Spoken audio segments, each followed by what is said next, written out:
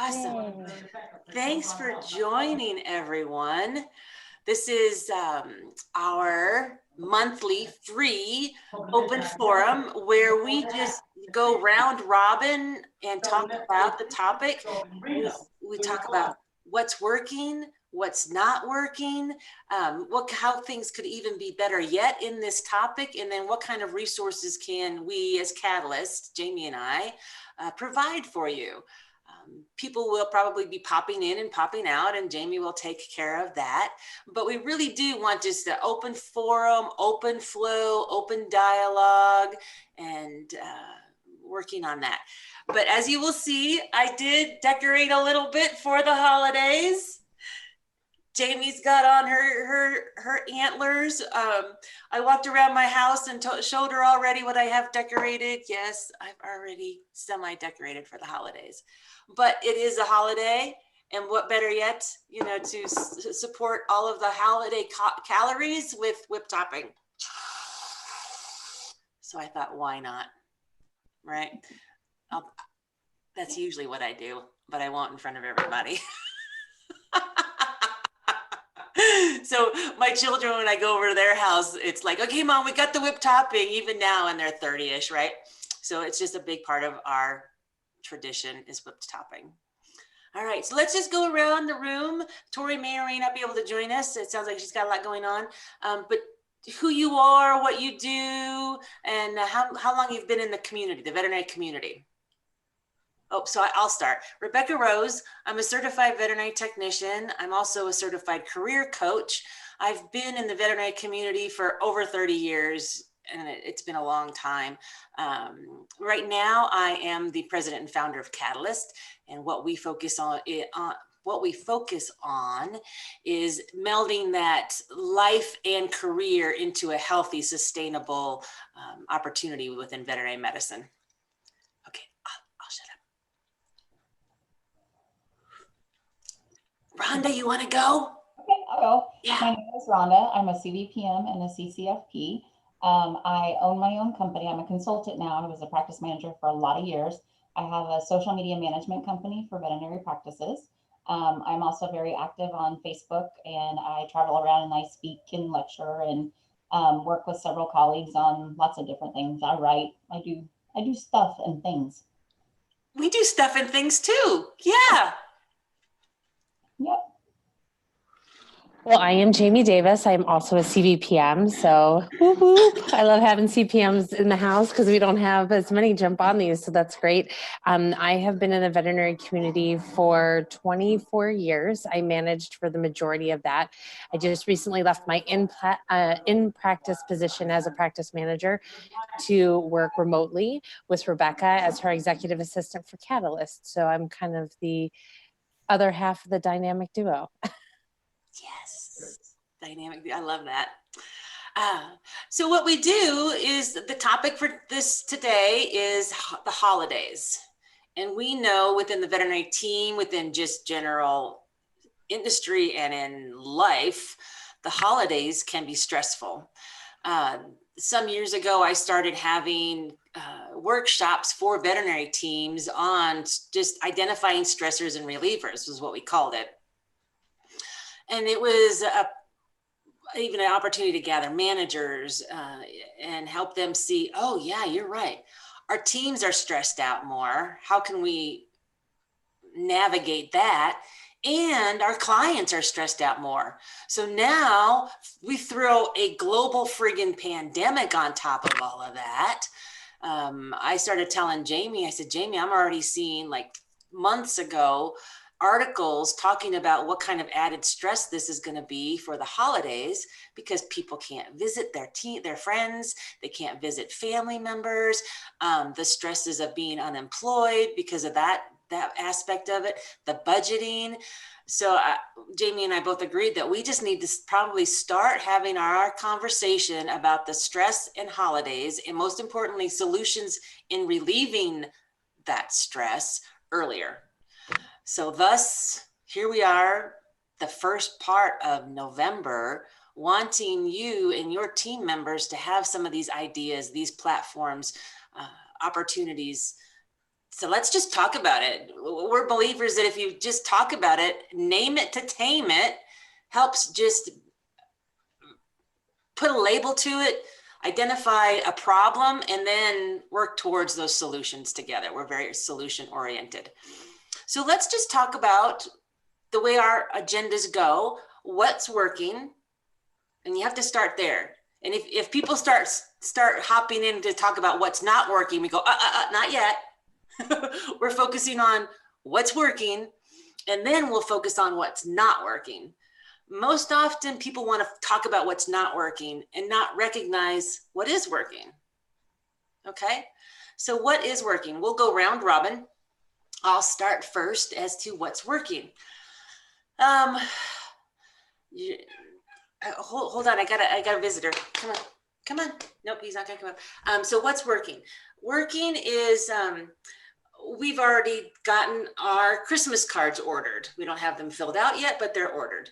I actually like to have my Christmas gifts purchased and wrapped and even paid for by Thanksgiving Day. That's just been one of my long-standing traditions for a long time. And we are not the kind of family that purchases cars for gifts. You know, you see those articles, you see advertisements where people do that. Do they really purchase cars for gifts? I don't know. But, you know, working within that budget, staying within a defined budget. And Jamie's got a really good idea of how that works for her. So this idea of naming it to tame it, taking even gifts to the UPS store was, because I already did it, because I just don't want to have all this behind me, was a feeling of relief. In the article that I wrote today, and that was in our Chronicles, it was on Name It to Tame It, and there are actually 27 studied feelings and emotions that people can have. So there's a list in here. And I think it's even important for our team members to understand this is how you name an emotion. This is how you can look at feelings. So there's feelings and emotions of anxiety. I'm feeling anxious. I'm feeling bored. I'm feeling confused. We often use frustration. I'm feeling frustrated. So I think working on, I'm feeling joy. But I took my friggin' gifts wrapped already for my daughter and my son to the post. I know that sounds very strange, but to the post office. It's off of my desk. It's off of my shoulders, and it's on the UPS. If they screw up at this point in time, they've got months to figure it out. And my grandbabies will have wrapped gifts prior to Christmas. And you know what's really funny too? The UPS man said, "Rebecca, I love you." I said, "Neil, I love you too." All right, so that's working for me. Those are things that work for me. Being prepared, being ahead of schedule, having that checkoff list. All right. Jamie, why don't you go next, and then Rhonda can go. Sure. So things that are working for me are daily meditation, because I do have 3 young children. So and their birthdays and the holidays alternate. So I have a Halloween baby, and then there's, of course, Halloween on that day. And then I have then Thanksgiving, and then I have a mid-December baby, and then there's Christmas, and then I have a late January baby. So it goes holiday, birthday, pretty much right when we hit Halloween. So it gets a little cray around this time of year. So the things that work really well for me are to plan ahead. It is, I won't say I'm great at it, but I think when I can do things like create Pinterest pages of what ideas I have for their birthday cake, something as simple as knowing what their birthday cake is going to be, is really helpful, or planning holiday meals, or doing any type of planning ahead of time, listing things out in my planner to be like, okay, this is going to be our menu. We're going to have this, this, and this, so that I'm not scrambling the day or week before, because I have been known to shop for Thanksgiving on the day before. I'm sure I'm not alone in that either. But if I can buy things ahead of time, buy things when they're on sale, put them in the freezer, and then I'm like, okay, like my turkey's there, my this is there, my that is there, and then I feel much better. So I'm already starting to like stock up on like the things that I can have shelf stable or just that are frozen and things that I won't pull out until that time. We typically don't meet up with our family. We live in Missouri now. Prior to that, we lived in Colorado, neither of which place I have family. So my family primarily lives in Arizona, and then I have a large chunk of family that lives in Pennsylvania, and then another large chunk that lives in California. So we don't really get together for holidays like maybe we used to when I was really young. So staying connected with my family is really important, and especially during the holidays. So Zoom calls have become the regular. So we do Zoom calls as family. So that's already getting planned. And then the other thing that has just started is my sister sent out a text for myself, my mother, her, and my one of my aunts and one of my cousins to do a gratitude focused challenge for the next 30 days. So instead of focusing on how much 2020 has sucked for everybody, focusing on what to be grateful for. So every day I get texts from my aunt and my cousin and my mom and my sister about what they're grateful for. And it's a specific, like today was nature. So it gives you like a lead thing to focus your gratitude on. And it's just, it feels like my family's closer, even though they're distant. And I was going to go see my brother-in-law in November for his birthday, just here in a couple of weeks because he turns 50. And with things that changed in COVID and everything, I can't do that because it was going to be like, oh, I'll finally get to see family like close to the holidays. And that didn't happen. So this is helping me even stay more connected with my family. So that's what's working well for me. Excellent. Rhonda, what's working for you? I was going to say, Jamie sounds like my spirit animal. Like we approach things very similarly. I operate on lists. I work in a tech virtual world, but give me a pen and paper any day of the week. And Pinterest. Oh my Lord. I'm all over Pinterest. Yes. I have so many notebooks and pads, and it it allows me to get it out of my brain and onto a piece of paper where it's tangible. Even if I put stuff into a phone or a note, I can't see it readily, so therefore it's not helpful to me. So writing it down is very helpful to me. I maintain my schedule, and I try to be very faithful to my schedule during the holidays, especially. It works for me because I can mentally and physically clock out at 5 and not feel like I need to go check emails or I need to keep up on things. So I like that. It works for me in that respect. I do use Pinterest a lot to design holiday meals, plan gifts and plan things. We try to do as much handmade as we can. So planning a lot of that out and working on that. We start that a little earlier in the year, but I might have gotten a little behind. So now I'm trying to catch up on the handmade stuff. But that's also that tactile therapy where you can just kind of zone out and, work on something, make a wreath or make an ornament or whatever. And it's not anything work related. You're just, brain drained. It's just you zone out and do that thing and be in that moment. I do like to meditate. I love me a hot bath. I like to sit on my deck and drink a glass of wine and watch our feral kitties run around the backyard.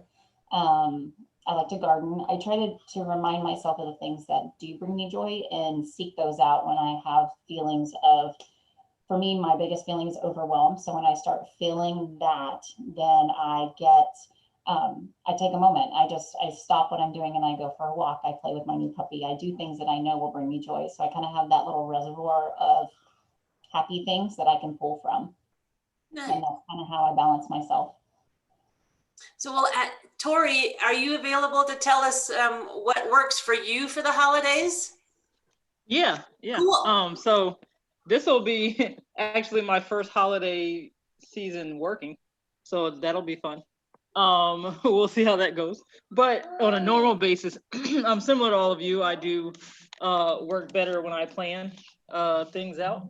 So I generally am the one who is figuring out exactly what we're doing for like our family meal. That's usually the biggest thing that I try to tackle. Usually it's just me, my husband, and my mother-in-law for Thanksgiving, and sometimes my sister-in-law and her my nephew. But this year my parents are living in I'm in South Carolina, so my parents live in South Carolina too. And so they'll be with us as well. So just coordinating with everyone as far as what everyone's cooking, and times to be over when we want to eat and all that stuff. That's And then equally important. When is everybody out the door? right, yeah, true. Which actually with my family it lingers. So it could be really late, or it could be kind of early. So we never know. We just kind of fly by the seat of our pants, and after we eat, it's just whatever happens. But and then we also I think Jamie was mentioning about doing Zoom calls with family, and we've kind of adapted that. We kind of started in the beginning of all the COVID stuff to do like family game nights. So every Friday for probably about 2 months we were doing family game nights, and even now we still do some kind of family meeting, whether it's like trivia games or it's just catching up on everyone and seeing how everybody's doing. I have a pretty close-knit family. I have 2 brothers and a sister, and we all have families now. So everybody tries to make sure that we catch up with each other, and at least once or twice a month we have some kind of meeting. So Nice. that kind of thing is really special to connect with each other, and it's definitely a stress reliever just to hang out and have some fun and not think about whatever craziness is going on at the moment. Exactly. Yeah. So as we were talking, I'm thinking, how would this relate to teams, right? So what's working well, or what could a team, a manager take hold of this?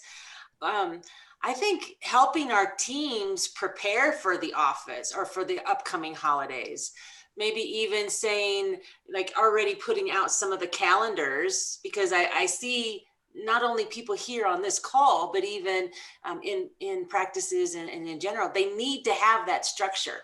They need to say, oh,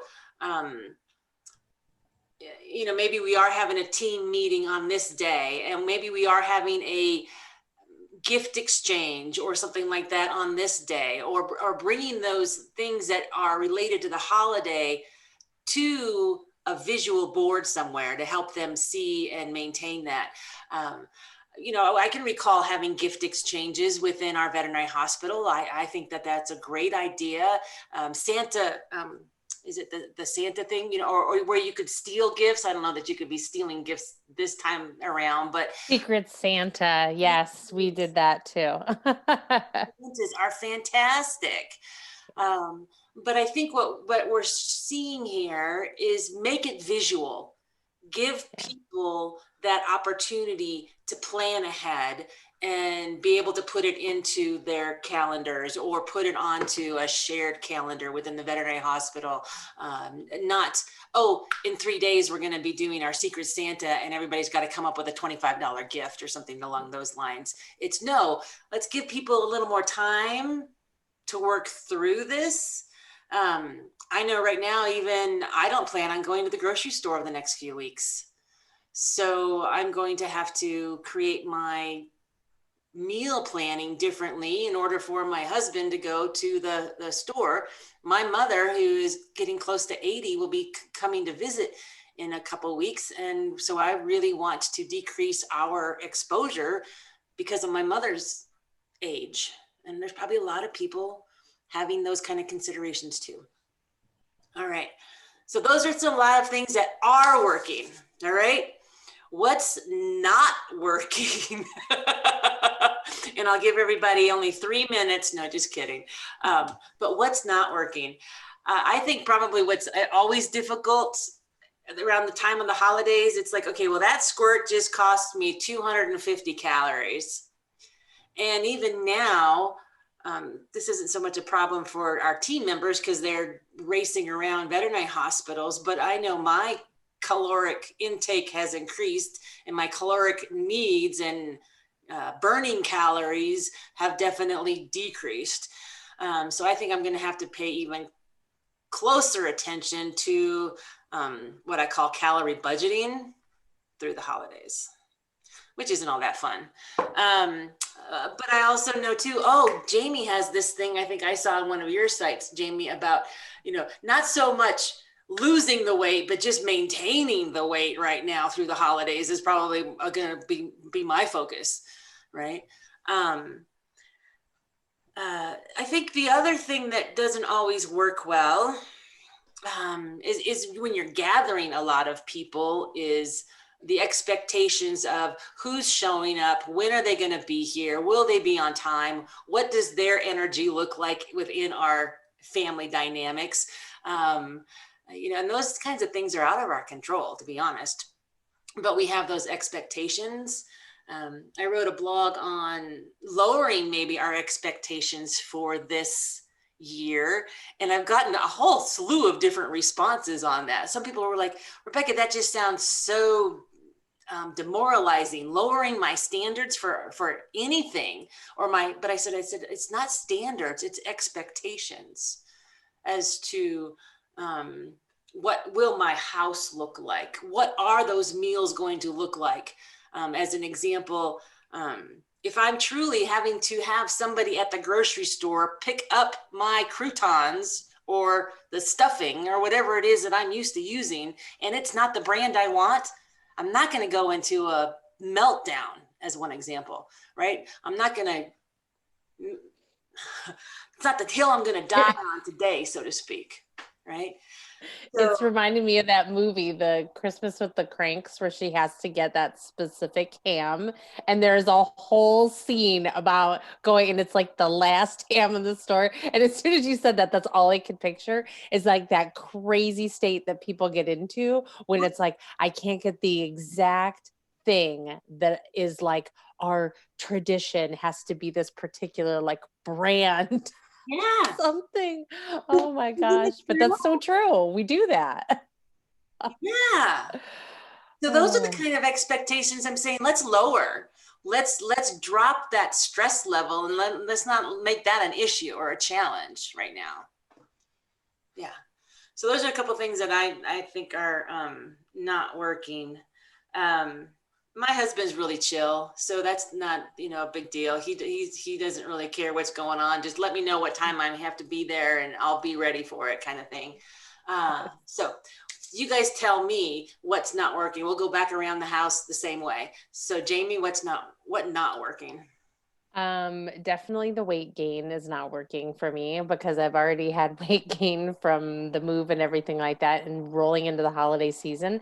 So yes, I'm doing a maintain challenge in one of my groups because I think it's more reasonable to just try and stay where we're at instead of being like, oh, I'm going to do a weight loss program at the same time that I am doing holidays. So, and especially when you have birthday cakes mixed in there too, for us, it's like an impossibility.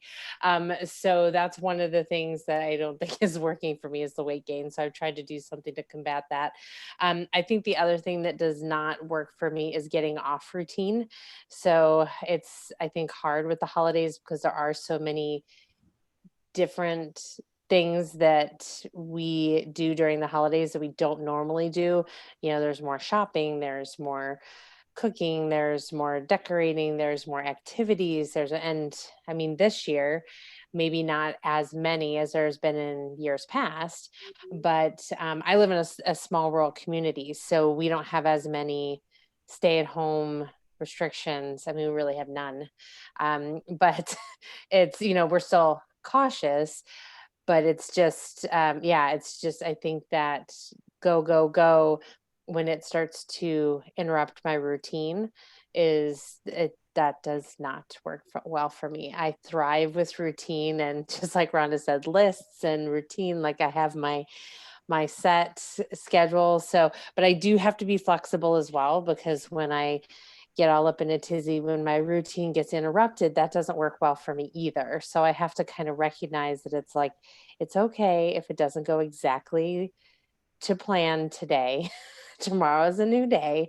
So I have to kind of talk myself into that. And I think that is very much a team related thing in a veterinary hospitals, because we know during the holiday season, it's everything from I need this emergency bordetella because I'm dropping my pet off and boarding in 30 minutes, to the, chocolate ingestion, bone ingestion, every other kind of foreign body ingestion that happens that's last minute at, 6 o'clock on a Friday afternoon when everybody, or Friday evening when everybody is just spent and wants to go home. So I think when we can kind of try and keep our routines, I think that's helpful, but also recognize when we're like, okay, we got to go out of routine a little bit today, and let's just recognize that and get through it and make a decision on it about how we're going to get through it together.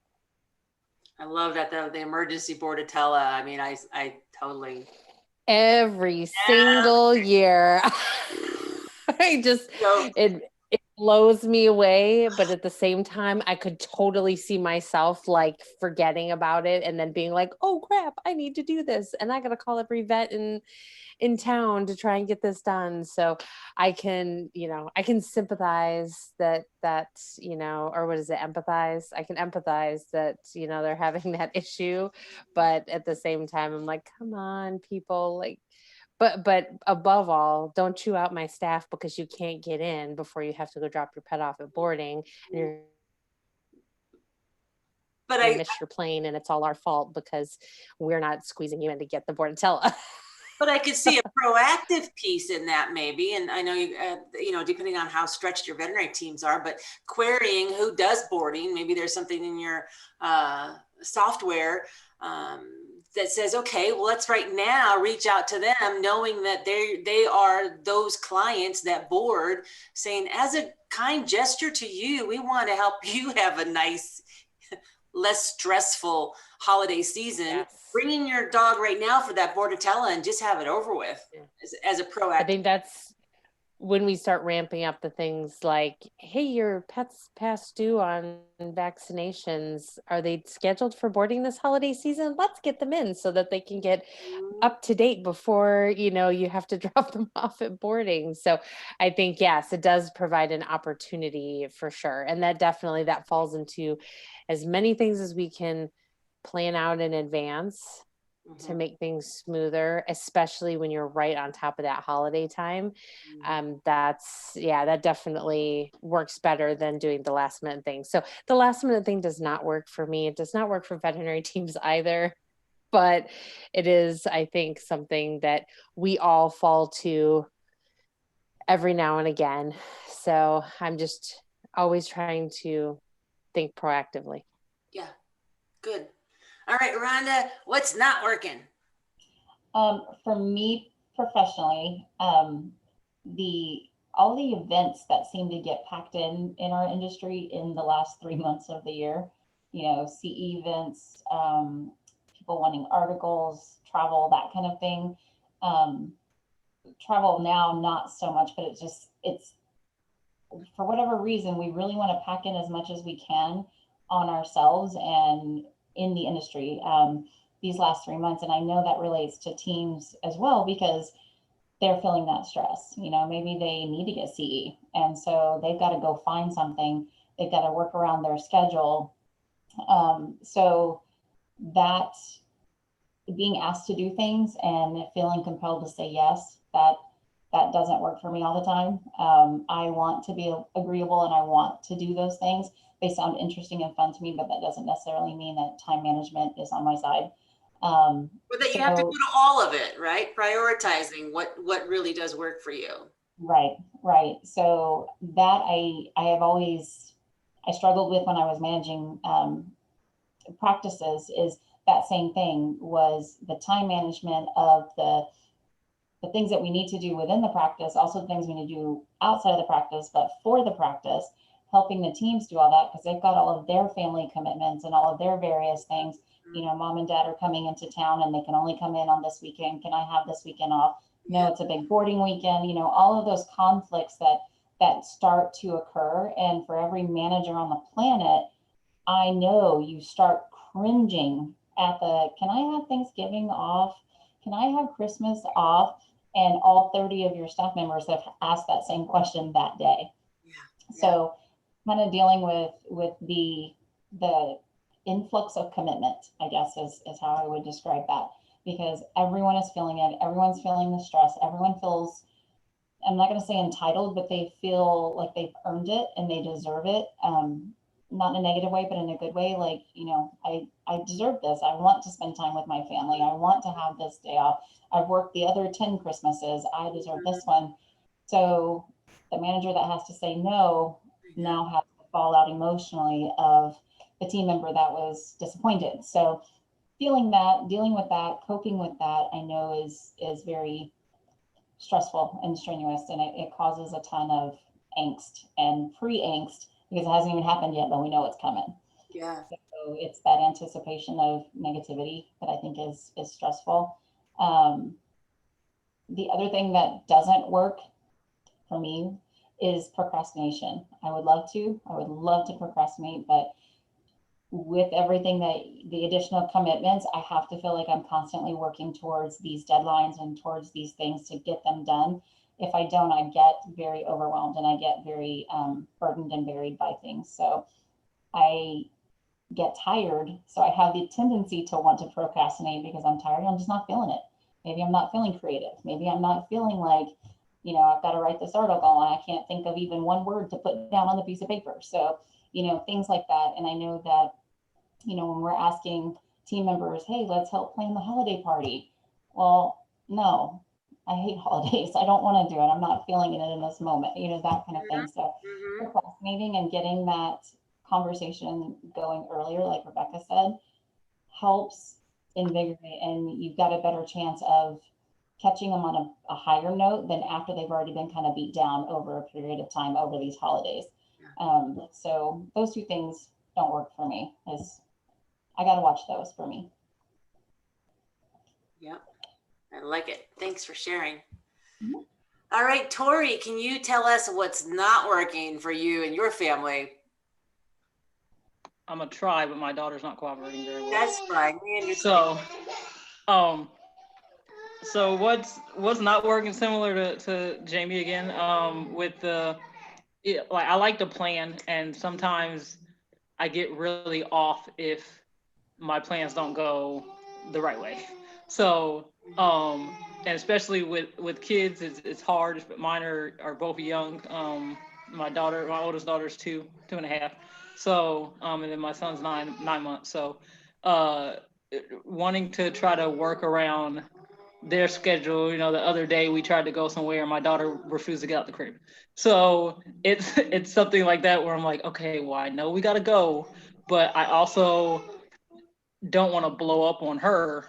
It's not, you know, she's just being a kid. She wasn't yelling, she wasn't upset. She just wanted to sit in the crib. And, you know, it's not normal for her most of the time, but that was just how she wanted to be. So, you know, I let her stay there, and then you know, I got the stuff done that I needed to do, and then when it was time to go, I said, all right, let's get out and let's go. And it worked.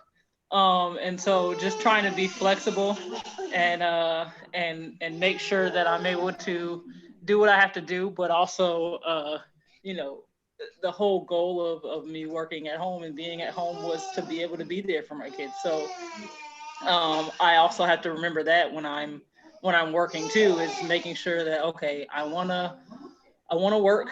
I want to, you know, get this stuff done and make sure I'm, you know, able to contribute to my family, but I also want to be there for my family.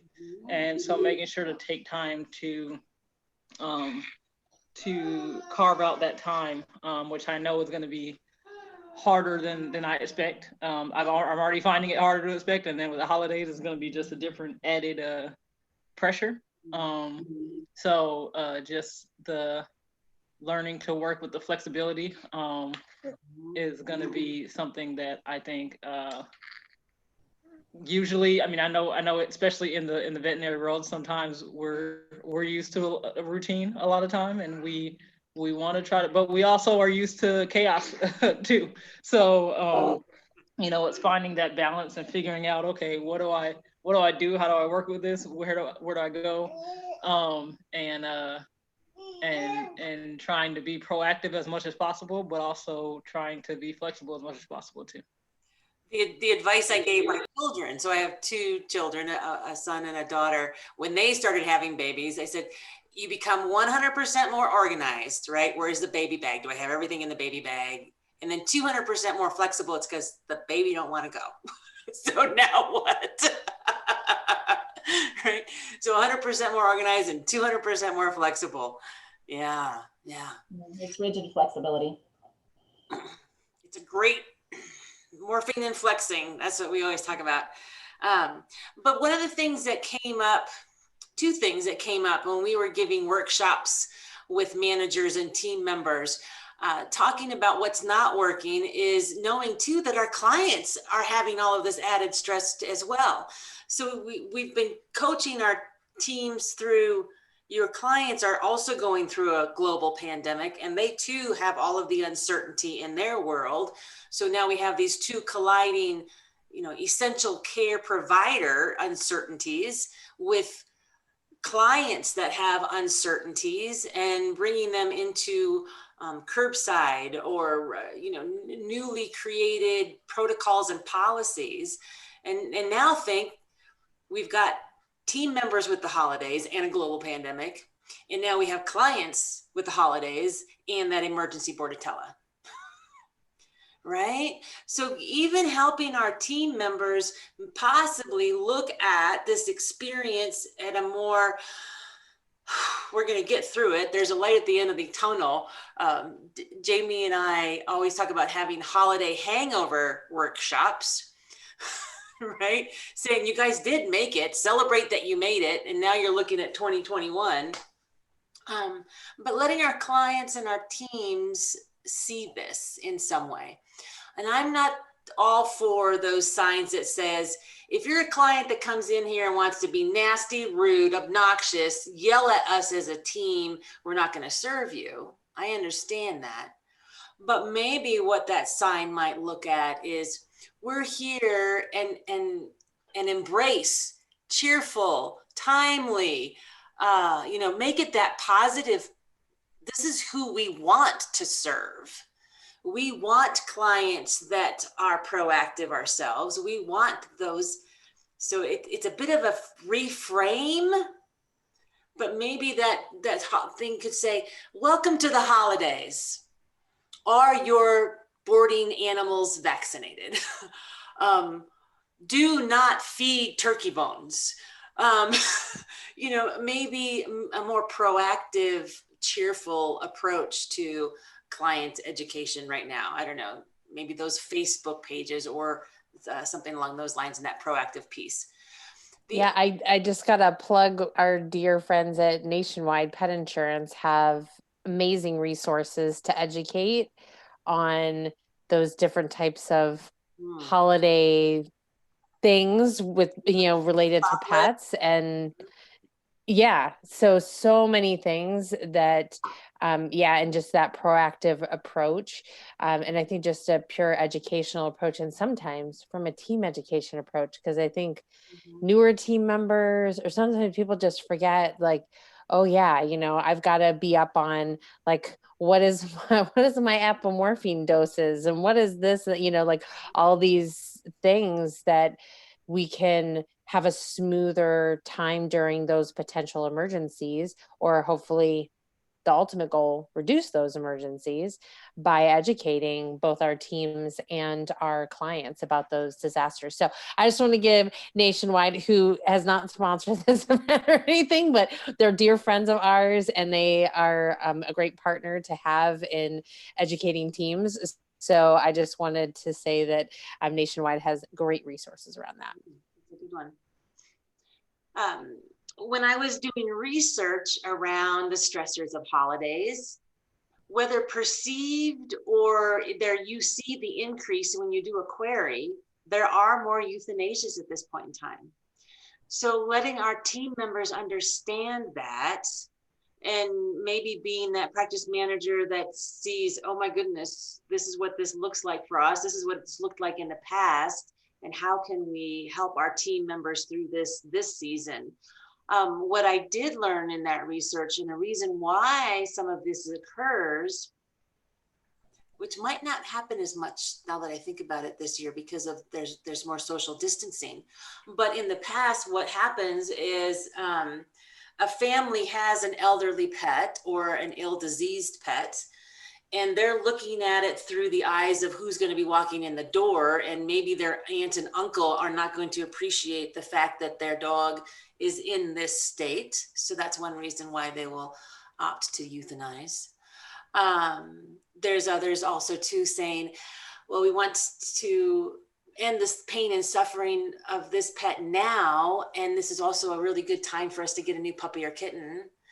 So these are conversations I would suggest that you have with your team, just to let them know that this is coming, prepare them for it, build up that understanding of why this is going on, helping them to not be judgmental during this period of time, which is another place that we want to go right away, and put those biases that we often have on why is someone doing this, and taking that off the table, and taking that into a place that's loving and a service that we provide, and we do see an uptick. So let's just be clear and perfectly honest, we see an uptick in this. So could there be more debriefings? Do we need to help and support our team members who are doing those services?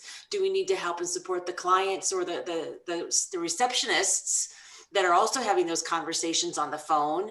Oftentimes we're like, oh, receptionists don't get those things, they don't see that experience. They're not the one performing that service. No, they're not, but they're talking to the client who they've known for the last 12 years. And so they too are in this chain in the conversations that those occur. So instead of tiptoeing around these conversations, as we know, I like to just bring it forward. This is a service we provide. This is what we see this time of year, and let's support our team members in doing it with grace and love. All right. One of the other things that I remember is also kind of crops up, and it's related to the euthanasia, but also depression, sadness. People do get darker during the holidays. And so being aware of that, and especially those of us in the veterinary field, we get a little bit more impacted because we do have to euthanize. We do have to deal with clients who are angry or upset. We have to deal with other team members who are angry or upset or stressed. So there's a lot more volatility in terms of, what's going on around us in the emotional world. Mm-hmm.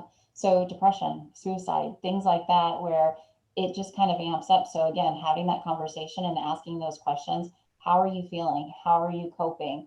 How are things going with you? Or if you know that there's a history, how's your sister? Is she doing okay? Because if I know that, Rebecca is struggling and suffering, I'm going to be worried about that. It's going to add additional stress and strain to myself. So letting them know that you're aware, that you see them, and offering your EAPs, reminding them that those resources are out there, reminding them that there's even online therapy. You don't have to go anywhere. You don't even have to tell anybody what you're doing. There are online resources now with licensed therapists that sit at home and talk to them on the phone. Yeah. So these are things that they do happen, and our clients are suffering from depression as well. They've been pent up in their homes. They have, moms who are 80 that now they have to really pay attention to when they go to the grocery store. Things like that do count. For me, I'm high risk. I'm on chemo, so I have to be very careful. So I can't go do my holiday shopping and listen to all the Christmas music and get in the mood and, do my Starbucks run while I'm running around the stores. You can't. Things are different, and we need to acknowledge that and accept that, but also give them some other options. And another thought that I had was, I have every year, I always had one or two elves that were just, after Halloween, they'd want to put on the Christmas music and put up the Christmas tree. I always had team members that were just my little Christmas spirit. Mm-hmm. And don't squash those guys. Let them flourish, especially now. Before I'd have to kind of rein them in a little bit, like, no, it's still Halloween. We're not putting up the Christmas tree. What rule says that you can't do that? Where is that written? So maybe loosen the reins on your reindeer and let them kind of spread their Christmas cheer and their holiday spirit, and even encourage it. I mean, you could gamify it. You could have a competition. You know, whoever, the biggest elf at the end of the year gets a gift card, or, whoever has the most impact on a difficult client, or however you want to do it, but encourage that positive and encourage the fun. Maybe whoever, dresses up the most for Christmas throughout December gets a free set of scrubs, something that's going to kind of encourage and inspire. And even those who are Scrooges, they still do benefit from a little bit of Christmas spirit. Right. Even if they don't want to tell you, Yep. they'll still start singing like jingle bells, jingle bells. Yep. After they roll their eyes and do their It's Christmas music, but yeah. So I would encourage you to kind of just embrace, especially those that are willing to do it for you. Maybe you're not feeling it, but someone else is, and they want to turn on the Christmas music. Let them, and give them the remote to turn up the volume. Let them do it. Exactly. Right. I love that. Give your reindeers more reins, right? Give them some freedom right now. Maybe loosen up that some of those squashing techniques that we've used in the past, and let their lights shine as brightly and as bigly. Is that a word? I don't think so, but as brightly as can be. Yes. Wonderful. Awesome. Well, that was a great conversation, guys. I love the way that we kind of were able to talk about what personally works, what professionally is and isn't working, and then even helping and coming up with some of these tips for our clients and for our team members during this period of time.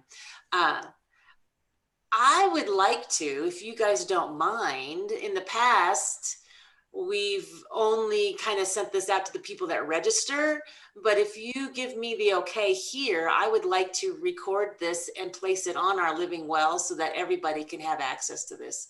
Would that be all right? Absolutely. Yeah. I'm Okay for by me. me. Sweet. Good. Thank you. Awesome. We'll get that done. And as resources go, we always oftentimes try to support people with resources. Is there anything that you, Tori or Rhonda, need from Jamie or I, or maybe something that you think other team members need that maybe we should create? Because we have got a very creative team. I have an idea. Ooh, I love ideas, don't you know? Well, because we have our stressors and relievers sheets. Mhm.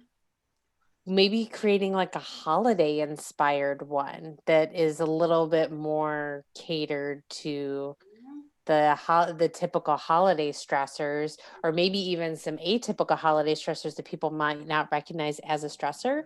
I think that's one of the most valuable things about that stressors and relievers worksheet, is that there might be things that people aren't recognizing that they're stressful, because we do that, Stuff it. that thing to ourselves, and we say, yeah, we're like, I can handle this, I can handle this. I always tell people, I was like, you ask me if I can do it, and I'm always going to tell you yes, because my worst habit is that I could have 500 things on my plate and I will take on a 501st, because I'm a yes person, and I just am trying to break that habit. But I think people don't realize that there are certain things, and like you said, pet euthanasia and those last minute bordatellas, and some things that are maybe very, very common, maybe any time of the year, but just around the holiday season. So seems so much more condensed and just frequent, that they become, if I get a call for a last minute bordetella, on a Wednesday of a regular week, I'm like, oh yeah, we'll squeeze you in, no problem. I'll run out there and do it in the lot, like we figure out ways to fit it in and work together as a team. But yeah, when you get it during the holiday season, and it feels like every 2 hours you're getting another call for that last minute something, or a frustrated client or something like that, I think it impacts us more greatly during the holiday season because of the frequency. Well, and So yeah, want to pull in the idea too that Rhonda mentioned too about the there's a dark depression piece here. I don't know. There's there's a real disease here. There's a real labeling issue challenge that all of us are doing. It's one of the reasons why I think Christmas is this time of year and everybody brings out the lights. I think it's because we need the lights, you know. Yeah.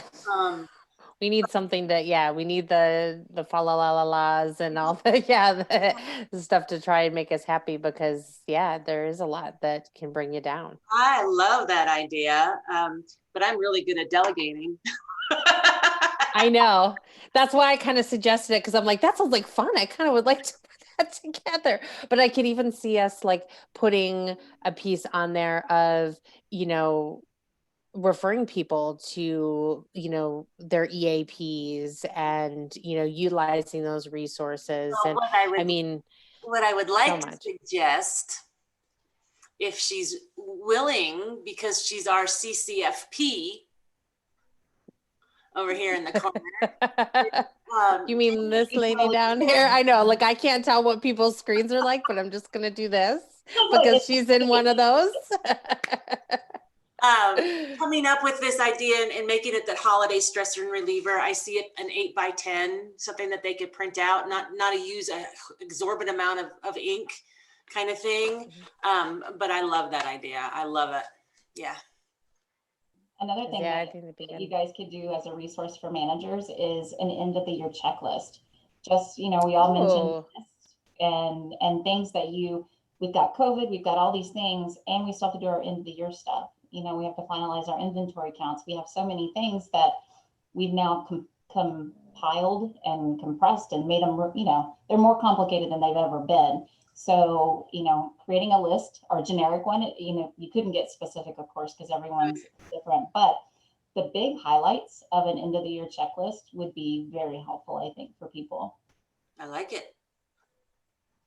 Love it. I don't know if this would be too ambitious. You can probably hear my son in the background. I don't know if it would be too ambitious to do something like this, but I know someone mentioned something about like receptionists, being bogged down and being the ones that are talking to the owners and things like that, even though they're not the ones doing the medical procedures. But I know a lot of people, like for me, for an example, I was cross-trained. So I did, at one clinic, I worked reception, grooming, and vet assistant work. And so I think it would be kind of neat if we could find a way, I don't know if it'd be blog posts or something, that we could cater towards each position: receptionist, tech, grooming, assistant, kennel, to help with like maybe stress relievers for those specific positions. And I think that could be a way to help the other positions see what each one goes through. Because I know I fell into that issue when I was working, where I would, especially in the holidays, you get really busy. I remember grooming, I had maybe 50 plus dogs to groom in a 2 week span. And it was exhausting. And then that was on top of doing reception work. So, because I was a full-time receptionist, I just groomed a couple of days a week. But during the holidays, everybody wants their pet groomed, and everybody wants their pet to look nice and come home smelling great. And especially Thanksgiving time, you have that really small window of people leaving at the same time and coming back at the same time. Christmas and New Year's a little easier because it was a little longer span. But I remember Thanksgiving was exhausting for me, as well as my team. And I think that there were a lot of heightened thoughts and pressures because people didn't necessarily understand what the other jobs were going through and what they were doing. And they felt like, well, all I'm doing is this. Why can't you do something else like this? So I think if we had something that could maybe speak to or help give some tips for stress relieving, specific for those different positions, I think that could be nice. Yeah. But I do believe that you're absolutely right, Tori. Regardless of the position, there are different stressors, and obviously different relievers are just differently wired team members as well. Yeah. Well, even to expand on that, I love her idea, because if you addressed the communication that is required in each of those, if you gave examples of, a client who's angry about a groom that they were not satisfied with. Well, how can you deal with this? That helps relieve some of that stress in terms of de-escalating negative situations. So, and those are specific conversations that could be geared towards the role in the practice. Mhm. You know, you've got the manager who's got the upset employee, but also maybe the upset client, and now they've got to de-escalate.